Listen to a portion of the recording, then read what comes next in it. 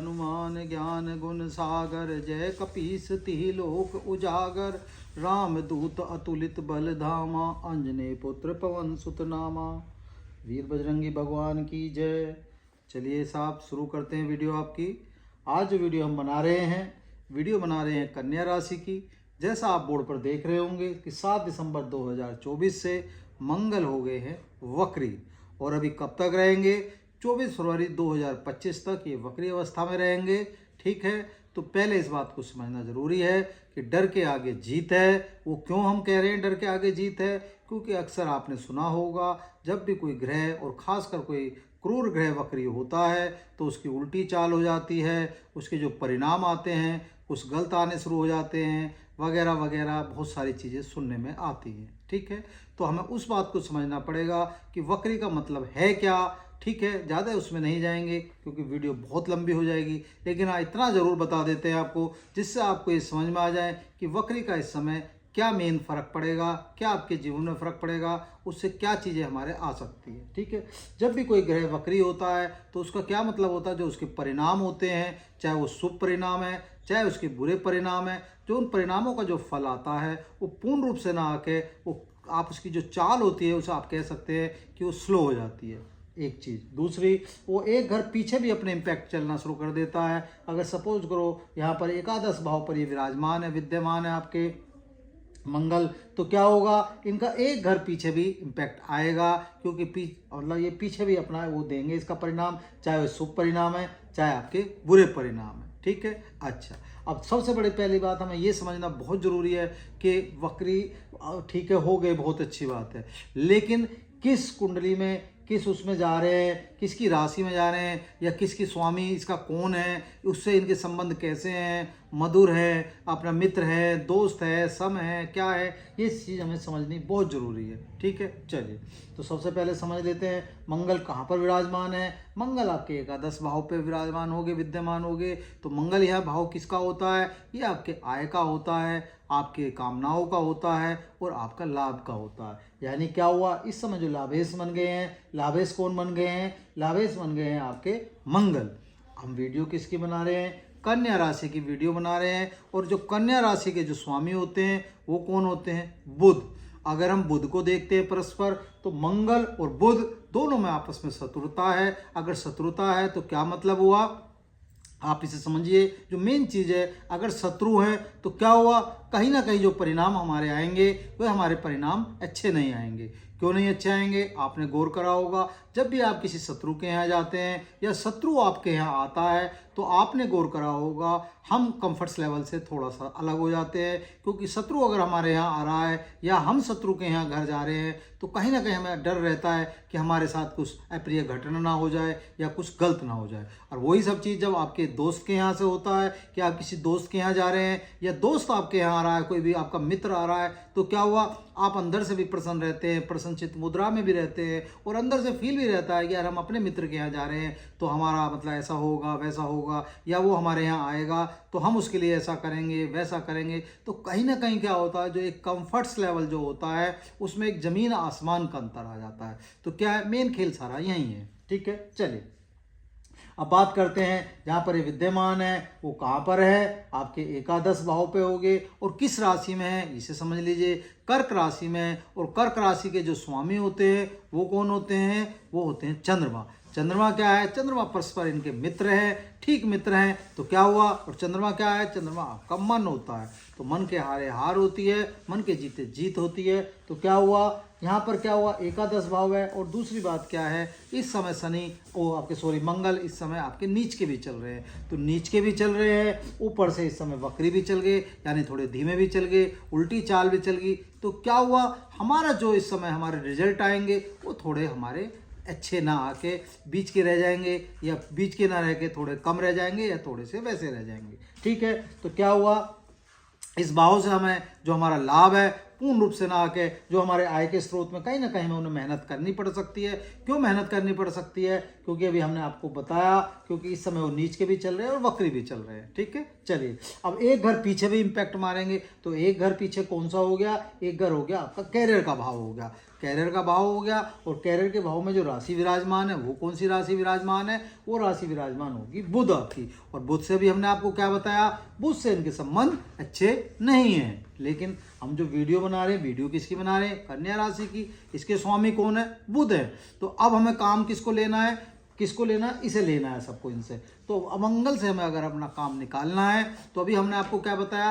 मंगल से अगर काम निकालना है तो मंगल का उपाय बहुत जरूरी है, छोटा सा। ठीक है, वो हम बताएंगे आपको क्या जरूरी है। ठीक है, दूसरी चीज, हमें अगर इनसे काम लेना है तो मंगल से थोड़ा सा संबंध अगर सही होते हैं तो काम निकल जाता है, नहीं तो दिक्कत होती है। अब ये भाव हमारा कैरियर का हो गया, तो कैरियर के भाव से क्या क्या चीजें निकल के आती हैं?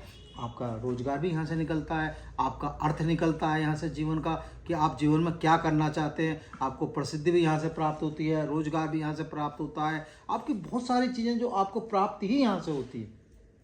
और यहाँ बुध विराजमान हो गए। ठीक है, तो क्या हुआ? मंगल इस समय यहाँ पूर्ण रूप से आपको फल अच्छे नहीं देंगे। आप इसे ऐसे समझ सकते हैं। हाँ, अगर मंगल का और बुध का ठीक रूप से आप अपना उपाय करके चलेंगे तो हो सकता है आप पूर्ण रूप से इसका कहीं ना कहीं फायदा ले लें। कहीं ना कहीं जो अगर हमारा जो हम मेहनत कर रहे हैं, हो सकता है वो हमारा अर्थ का भाव हमें सही निकल के आ जाए। तो क्या हुआ? ये समझने की चीज। ठीक है, चलिए बात कर लेते हैं। मंगल को 3 दृष्टि दी हुई है, तीनों दृष्टि को समझ लेते हैं। पहली दृष्टि कहाँ पर पड़ रही है? अगर पहली दृष्टि देखते हैं तो द्वादश भाव पर द्वितीय भाव पर पड़ रही है। द्वितीय भाव पर पड़ रही है तो द्वितीय भाव किसका होता है? द्वितीय भाव होता है आपके धन का और आपके कुटुंब का। और यहाँ पर जो राशि विराजमान है, यहाँ पर राशि विराजमान है तुला राशि, जिसके स्वामी होते हैं शुक्र। तो शुक्र हो गए दैत्य गुरु शुक्राचार्य, यहाँ पर हो गए। तो दैत्य गुरु शुक्राचार्य से संबंध हम देखते हैं तो ना बुरे हैं ना अच्छे हैं, बीच के हो गए, सम हो गए। तो सम हो गए तो अब क्या हुआ? यहाँ पर आपने इनके जो रिजल्ट आएंगे वो ना अच्छे हैं ना बुरे हैं, ना धन वैसे रहेगा ना वैसा रहेगा। मतलब धन का आगमन है, धन आता रहेगा, आप मेहनत करते रहेंगे तो कहीं ना कहीं सारी चीज़ें सही चलती चली जाएंगी। क्यों? क्योंकि ये भाव हमारे धन का भी हो गया, हमारे कुटुंब का भी हो गया, ये दोनों का भाव हो गया। और ये अगर देखते हैं द्वितीय भाव से भी देखते हैं तो यहाँ शुक्र का भी रोल वैसे भी आ जाता है। तो क्या हुआ?